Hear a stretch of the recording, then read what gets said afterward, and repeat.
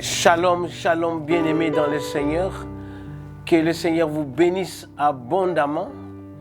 Et tous ceux qui me suivent partout dans les nations, que ce soit en Afrique, que ce soit ici en Europe, votre serviteur Israël Pakassa, l'homme de la montagne. Et à cette période de la Pâque, il y a un texte qui me venait à cœur de partager avec vous, mes bien-aimés. Ce texte de l'apôtre Luc, dans l'évangile de Luc lui-même, qui parle de chemin de Emmaüs. Le chemin d'Emmaüs, c'est un chemin que nous tous, nous trouvons dans ce chemin. C'est un chemin de rencontre, c'est un chemin d'espérance, c'est un chemin d'accueil, c'est un chemin de transformation. Le Seigneur m'a mis ce texte à cœur pour partager avec vous aujourd'hui dans ce que tu passes, dans ce que tu vis actuellement. Et je sais que ce message est pour toi.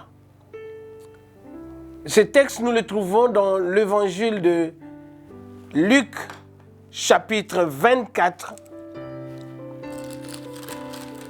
Dans le chapitre 24, verset 21, il dit simplement, c'est un long texte, mais je vais lire simplement le verset 21.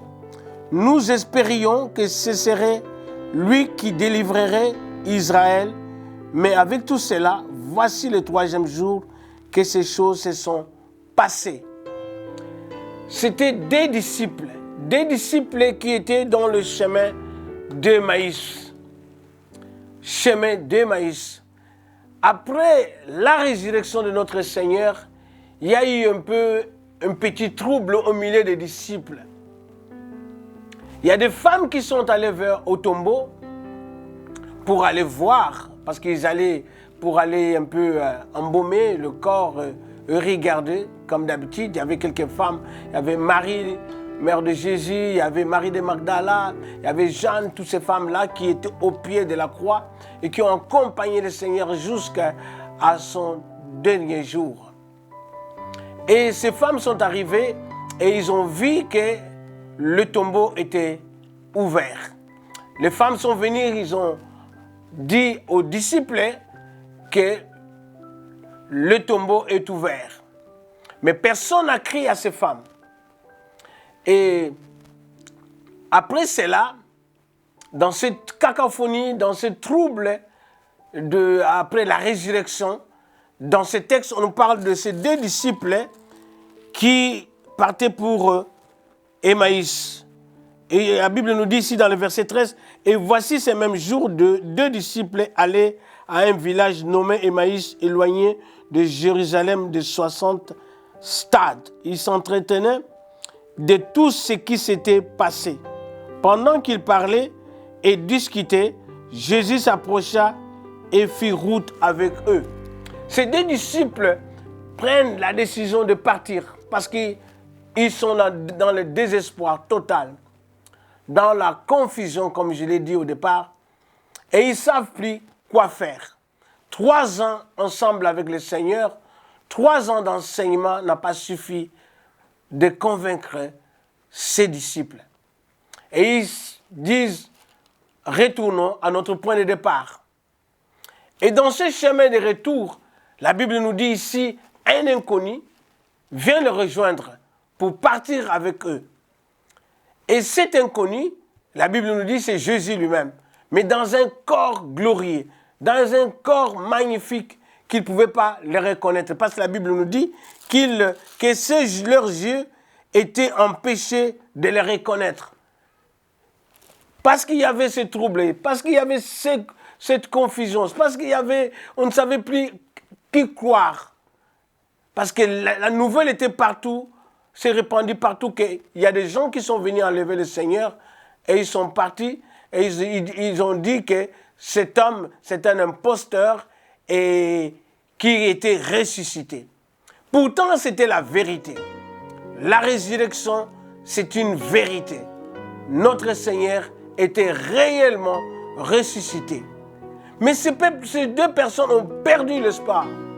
Et dans leur conversation avec Jésus, qui les accompagnait pendant cette marche vers Emmaüs, ils commençaient à raconter ce qui s'est passé. Parce que Jésus leur dira, de quoi vous entretenez-vous en marchant pour que vous soyez tout tristes? Donc il y avait une tristesse qui les avait envahis. Dans ce désespoir, parce qu'ils avaient fixé leur regard sur Jésus. C'est vrai. Ils comptaient plus sur lui. C'est pour cette raison ils ont dit, nous espérions que c'est lui qui allait nous délivrer. De quoi? Des Romains. Et voilà cet homme sur qui nous avons compté, sur qui nous avons mis notre espoir, a disparu. Et Jésus, et ils ont commencé à expliquer au Seigneur ce qui s'est passé. Ils diront, tu es la seule personne qui ne sait pas ce qui s'est passé. C'est Jésus, le grand prophète de Nazareth. Jésus de Nazareth qui était un prophète puissant en œuvre, en parole devant Dieu. Et devant tout le peuple, sur qui plusieurs prodiges et des miracles se sont déroulés. Et tu es la seule personne qui nous pose cette question, si c'est Jésus-là. Et ces personnes, en s'entretenant, ne savaient pas que cet inconnu même, c'était le Seigneur qui les accompagnait. Mon message, c'est le chemin d'Emmaüs. Le chemin d'Emmaüs, c'est le chemin que tout chrétien, toute personne qui vient au Seigneur passe par ce chemin. Il y a des moments de désespoir, il y a des moments de déception, il y a des moments où on ne sait plus, on a demandé, on a prié, on a fait toutes sortes de jeûnes, mais rien ne se passe. Rien ne se passe. Et on se pose des questions. Est-ce que je continue dans ce chemin ou je retourne dans ma vieille vie, la vie du monde? Et ces personnes aussi, les deux disciples, étaient dans cette situation.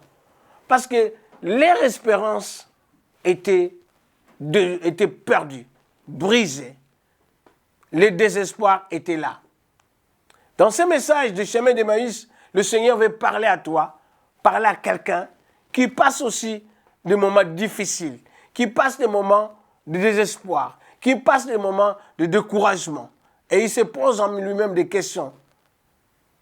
Qu'est-ce que je vais faire maintenant? Les deux disciples, sur le chemin d'Emmaüs, ont posé les mêmes questions. Et ils ont décidé de retourner à Emmaüs. Mais la grâce qui les accompagnait était là. La Bible nous dit quelque part qu'on frappera les bergers et les brebis seront dispersées. Et c'est ce qui s'est passé réellement. Malgré les encouragements qu'il les avait faits avant sa mort, qu'il les avait préparés moralement, que vous allez passer par des épreuves dures, que votre espoir sera perdu. Et il les avait préparés moralement. Mais là, devant l'épreuve, les deux là n'ont pas pu tenir. Ils ont quitté Jérusalem pour aller à Emmaüs qui était situé à 12 km de Jérusalem. Le point où ils devaient rester. Mais ils ont quitté leur point de départ, le point de la bénédiction.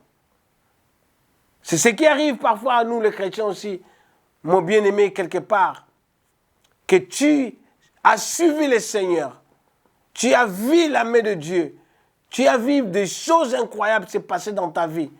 Mais dans des temps de tribulation, dans des temps d'épreuves, tu as perdu l'espoir. L'apôtre Paul écrit dans le livre de Romains 8, verset 35, il dit, ce n'est pas la tribulation, ce n'est pas les épreuves de la vie qui peuvent me séparer de l'amour de Dieu. Ce n'est pas la tribulation, ma soeur, mon frère, qui peut te séparer de l'amour de Dieu.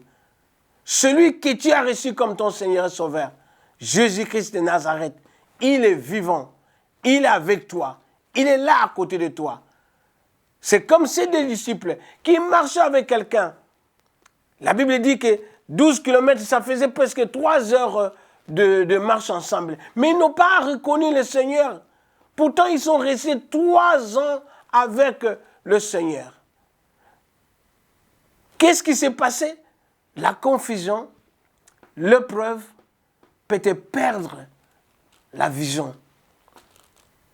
L'épreuve peut t'amener à ne plus croire, dans une désespérance totale.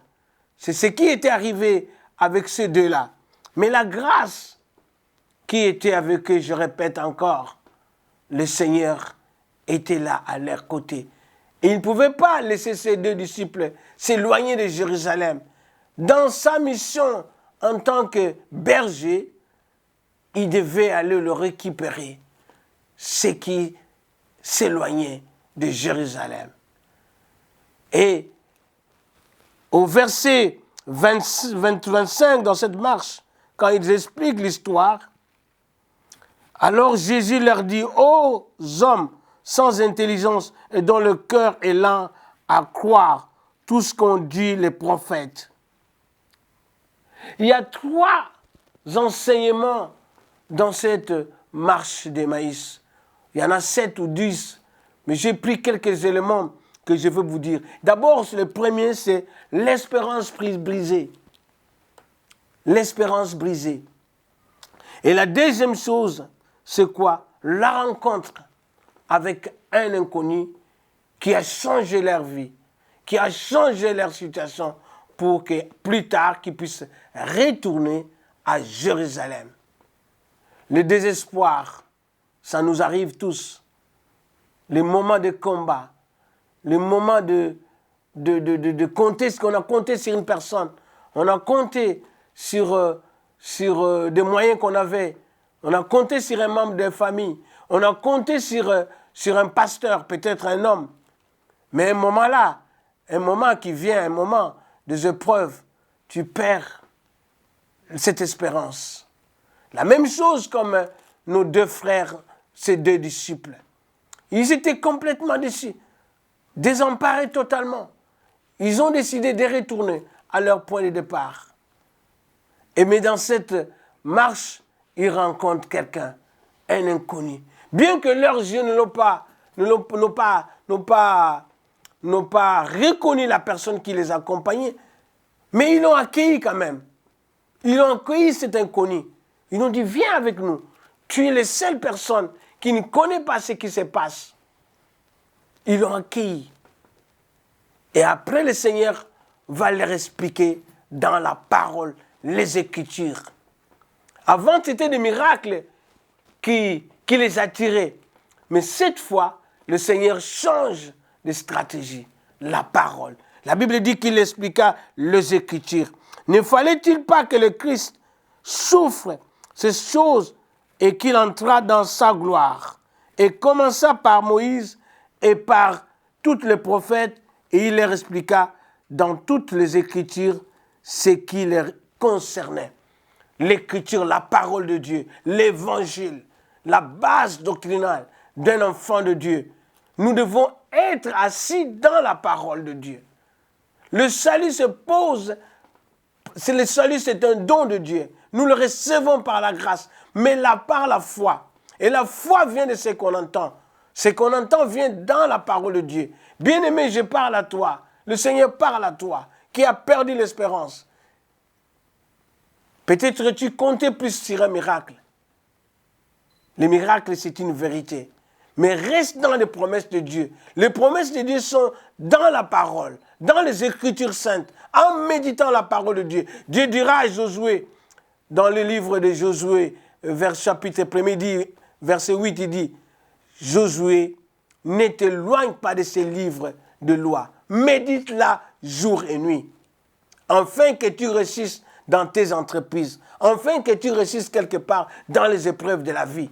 Le Seigneur leur raconte ce qui allait passer pour sa vie, la souffrance qu'il allait connaître. Est-ce que cette souffrance n'est pas pour nous aussi, nous les enfants de Dieu, quand nous traversons des tempêtes, quand nous traversons les épreuves dures? Mais nous devons savoir, le Seigneur est là. Le Seigneur est dans la barque. Le Seigneur est avec toi. Le Seigneur marche avec toi, comme il marchait avec ses disciples, même si les yeux physiques ne l'ont pas reconnu, mais il était là. Et il les écoutait. Il avait vu leur tristesse. Le Seigneur voit ta tristesse, voit ta souffrance, voit tes calculs humains. Mais il te dit simplement, par ce message, du chemin d'Emmaüs que tu passes, que tu traverses, qu'il est avec toi, comme il était avec les deux là. Il est là pour te ramener au départ, au point de départ, dans la communion avec lui, à vivre les promesses, ses promesses, parce que les promesses de Dieu sont oui et amen. Les promesses de Dieu sont véritables et la parole de Dieu est véridique.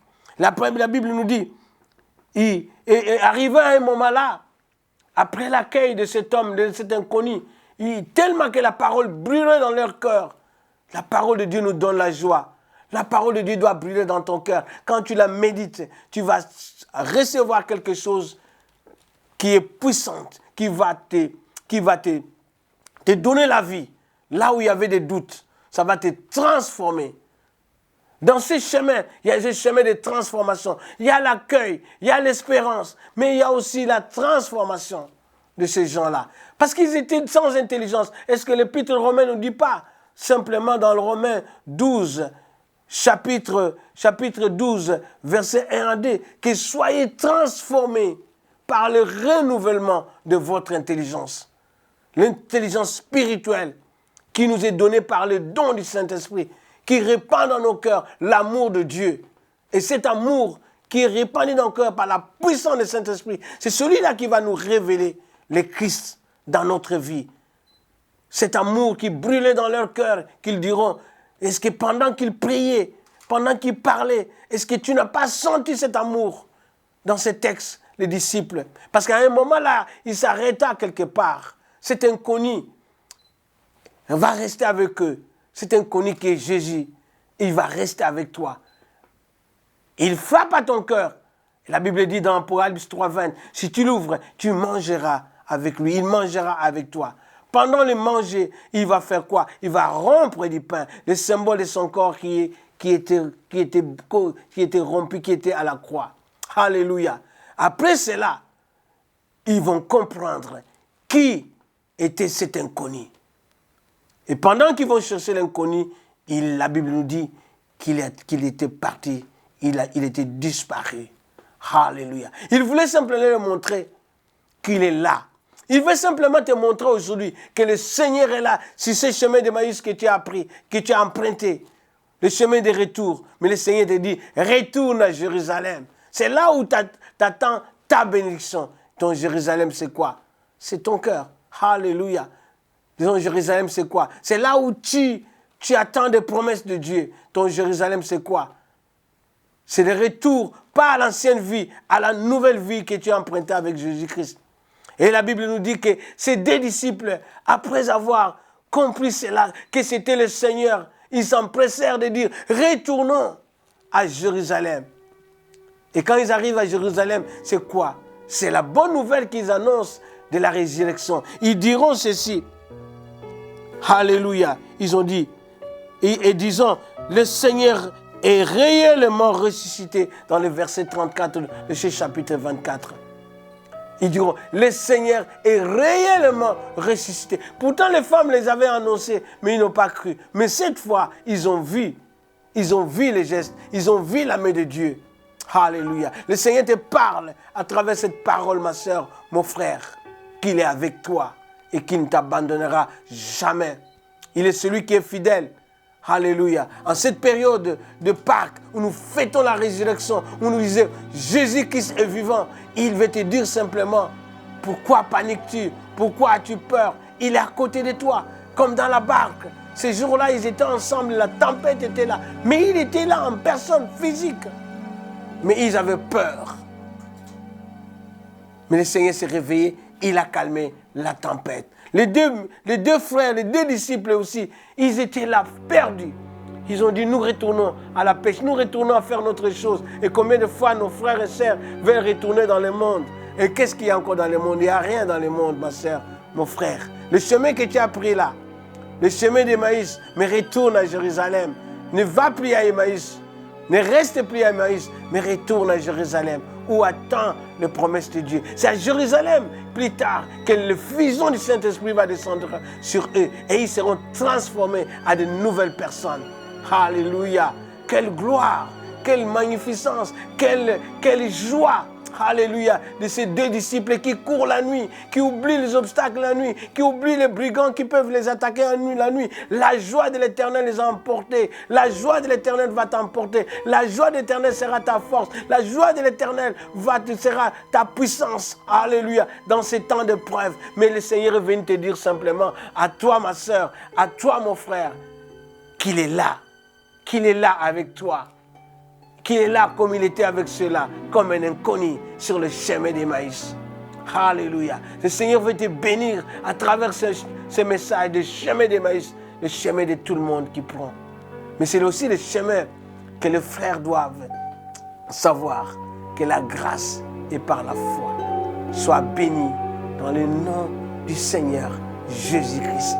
Je vais prier pour toi, que le Seigneur puisse te oindre de sa parole. Alléluia. Que tu puisses retrouver la joie. Car la joie de l'Éternel sera ta force. Dans cette période de la Pâque, je prie que tout ce qui était mort soit ressuscité dans le nom de Jésus-Christ. Que ta famille ton foyer soit restauré et ta vie soit transformée. Rencontre encore le Seigneur. Dis Alléluia. Disons Alléluia ensemble. Disons Alléluia, le Seigneur est vivant. Disons Alléluia, il est ressuscité. Disons Alléluia, Alléluia, qu'il n'est pas seul. Alléluia. Christ en nous, c'est cette espérance de la gloire. Christ en toi, c'est cette espérance de la gloire. Il n'est pas loin de toi, il est avec toi. Comme il était avec les 2 disciples. C'est grâce à cela qu'ils sont retournés à Jérusalem et annoncé la bonne nouvelle. Retourne dans la présence du Seigneur. Retourne auprès du Maître. Retourne. Tu avais pris la décision de tout quitter, de tout abandonner, mais retourne vers le Seigneur et il te bénira encore plus. Ça, c'était comme une vague, une tempête qui est venue, mais retourne à Jérusalem. Le Seigneur te bénisse beaucoup. Et votre simple serviteur Israël, et partagez-en, partagez tout ce message et demeurez bénis. On va se rencontrer encore prochainement. Le chemin d'Emmaüs, lieu de rencontre avec le Seigneur, lieu d'accueil, lieu de transformation. Demeurez bénis. Amen, amen, amen.